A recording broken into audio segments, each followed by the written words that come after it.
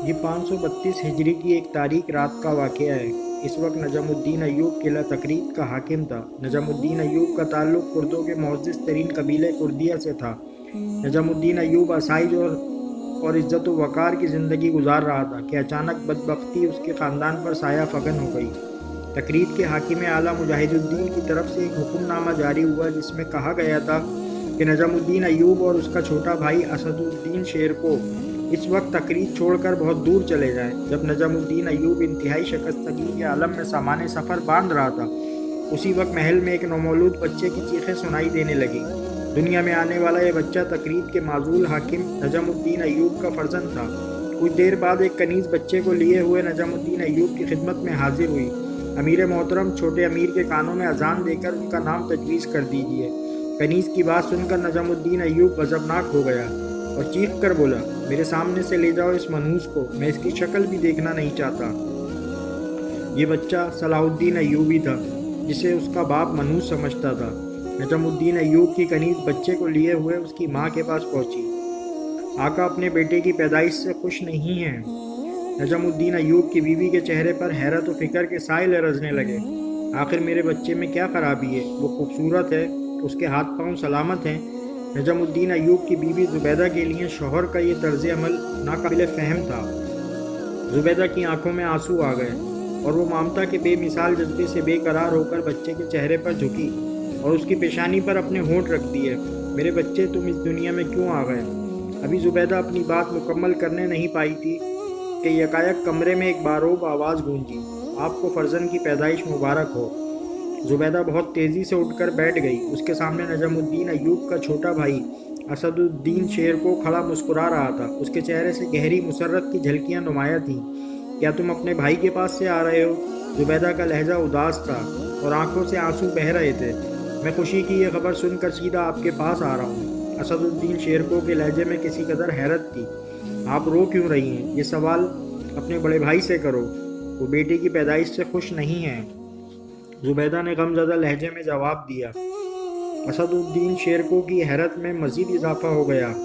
وہ چند لمحوں تک اپنی بھابھی کے بہتے ہوئے آنسوؤں اور دھواں چہرے کو غور سے دیکھتا رہا، پھر تیزی کے ساتھ کمرے سے نکل گیا۔ تھوڑی دیر بعد اسد الدین شیر کو اپنے بڑے بھائی نجم الدین ایوب کے سامنے کھڑا تھا۔ برادر محترم، مجھے بتایا گیا ہے کہ آپ اپنے چھوٹے فرزند کی پیدائش سے خوش نہیں ہیں، نہ اس کی شکل دیکھی ہے اور نہ کوئی نام رکھا ہے۔ اس ناراضگی کی وجہ؟ تمہیں معلوم ہے کہ مجھے آج ہی قلعہ داری کے منصب سے معزول کر دیا گیا ہے۔ نجم الدین ایوب نے اپنے چھوٹے بھائی کو انتہائی سخت لہجے میں مخاطب کرتے ہوئے کہا، اور اس کے ساتھ ہی یہ حکم بھی ملا ہے کہ ہم دونوں بھائی ایک ہفتے کے اندر صوبہ تقریب کی حدود سے نکل کر بہت دور چلے جائیں۔ نجم الدین ایوب کی معزولی اور شہر بدری کا سبب یہ تھا کہ وہ ایک دن تیر اندازی کر رہا تھا کہ بدقسمتی سے ایک عیسائی سامنے آ گیا اور نجم الدین ایوب کا تیر اس کی گردن میں پیوست ہو گیا۔ عیسائی زمین پر گرا اور چند لمحوں میں تڑپ کر مر گیا۔ اتفاق سے مرنے والا عیسائی تقریب کے حاکم اعلیٰ مجاہد الدین بہروز کا غلام تھا۔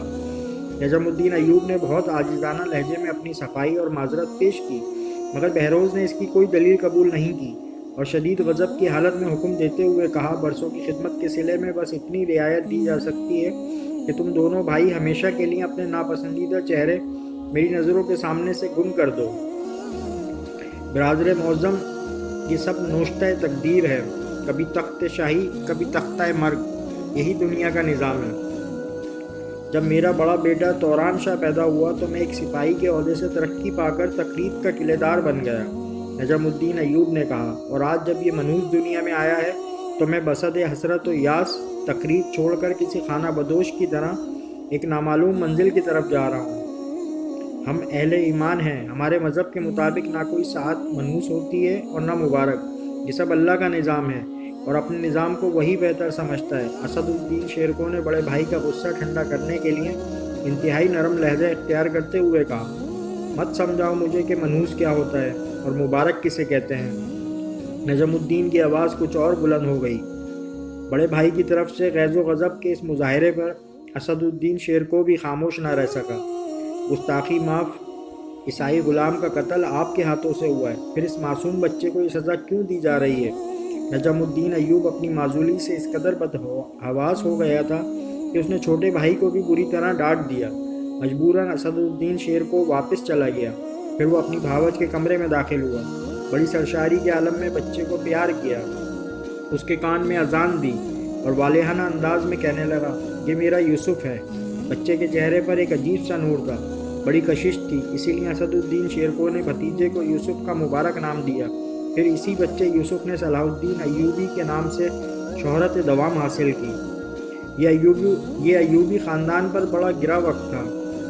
کئی سال کی شدید محنت اور جاں فشانی کے بعد نظام الدین قلعہ داری کے منصب تک پہنچا تھا، اور پھر چند گھنٹوں میں اس سے سب کچھ چھن گیا۔ وقت تیزی سے گزرتا جا رہا تھا اور تقریب کے حاکم اعلیٰ مجاہد الدین بہروز کے حکم کی تعمیل میں صرف ایک دن رہ گیا تھا۔ دونوں بھائی نجم الدین ایوب اور اسدالدین شیرکو ایک کمرے میں بیٹھے غور کر رہے تھے کہ ان کا یہ خانہ بدوش خاندان کس علاقے کا رخ کرے کہ جہاں اسے پناہ مل جائے۔ بظاہر کوئی جائے اماں نظر نہیں آ رہی تھی، دور تک کھلا آسمان تھا اور مایوسیوں کا گہرا اندھیرا۔ یکایک اس تاریکی میں روشنی کی ایک لکیر نمودار ہوئی تو نجم الدین ایوب مضطرب ہو کر کھڑا ہو گیا۔ کاش ایسا ہو جائے۔ نجم الدین ایوب شدید بے چینی کے عالم میں بار بار اپنا ایک ہاتھ دوسرے ہاتھ پر مار رہا تھا اور اس کی زبان سے بس یہی الفاظ ادا ہو رہے تھے، کاش ایسا ہو جائے۔ بڑے بھائی کی یہ اضطرابی کیفیت دیکھ کر اسدالدین شیرکو بھی کھڑا ہو گیا اور پوچھنے لگا، کیا ہو جائے برادر محترم؟ چھوٹے بھائی کی بات سن کر نجم الدین ایوب کے سامنے 6 سال پرانا ایک واقعہ اپنے پورے قد و خال کے ساتھ ابھر آیا۔ یہ 526 ہجری کا زمانہ تھا اور بغداد پر عباسی خلیفہ مسترشد باللہ کی حکومت تھی۔ اسی دوران میں زنگی حکومت کے بانی عماد الدین نے عراق میں شکست کھائی اور اپنے سپاہیوں کے ہمراہ فرار ہو کر دریائے دجلہ کے بائیں کنارے پر دم لیا، مگر ابھی اس کے لیے کوئی جائے پناہ نہیں تھی، کیونکہ دشمن کا لشکر مسلسل عماد الدین زنگی کے تعاقب میں تھا۔ دریا کے اس پار ایک چٹان پر تقرید کا ناقابل تسخیر قلعہ واقع تھا۔ اب عماد الدین زنگی کے شکست خوردہ لشکر کے بچاؤ کی ایک ہی صورت تھی کہ اسے تقریب کے قلعے میں عارضی پناہ مل جائے، مگر یہ سب کچھ قلعہ دار کی مرضی پر منحصر تھا۔ ایسی سنگین صورتحال میں نجم الدین نے فراغ دلی، بلند حوصلگی اور اسلامی رواداری سے کام لیتے ہوئے کچھ دن کے لیے اپنے دینی بھائیوں کو قلعے میں پناہ دے دی، پھر بڑی رازداری کے ساتھ عماد الدین زنگی کو کشتیوں کا ایک بیڑا فراہم کر دیا۔ آخری کشتی پر سوار ہونے سے پہلے عماد الدین زنگی نے بڑے والہانہ انداز میں نجم الدین ایوب کو گلے لگاتے ہوئے کہا، میرے بھائی، نہ میں اپنے اس برے وقت کو بھولوں گا اور نہ تمہارے احسان کو۔ پھر 6 سال بعد وقت بدلا تو عماد الدین زنگی کو پناہ دینے والا خود کھلے آسمان کے نیچے بے اما کھڑا تھا اور بار بار ایک ہی جملہ دہرا رہا تھا، کاش ایسا ہو جائے۔ نجم الدین کے ان پراسرار الفاظ کا صرف ایک ہی مفہوم تھا کہ عماد الدین زنگی کو اپنا وعدہ یاد آ جائے، جس نے اس عرصے میں دشمن کو شکست دے کر دوبارہ اپنے علاقے پر قبضہ کر لیا تھا۔ پھر جب نجم الدین ایوب نے اپنے چھوٹے بھائی کو عماد الدین زنگی کی رخصت کا آخری منظر پوری تفصیل کے ساتھ سنایا تو اسدالدین شیرکو بے ساختہ بول اٹھا، آزمائش کی اس گھڑی میں سلطان کے ظرف کو ضرور آزمایا جائے، ڈرتا ہوں کہ کہیں وہاں سے بھی ناکام و نامراد نہ لوٹا دیا جائے۔ نجم الدین ایوب نے اداس لہجے میں کہا، عیش و اقتدار بہت بڑا فتنہ ہے، جب انسان اسے حاصل کر لیتا ہے تو اپنے برے دنوں کو اس طرح بھول جاتا ہے جیسے اس پر کبھی کوئی مصیبت کی گھڑی گزری ہی نہیں تھی۔ آخر ہمارے پاس اس کے سوا چارہ بھی کیا ہے؟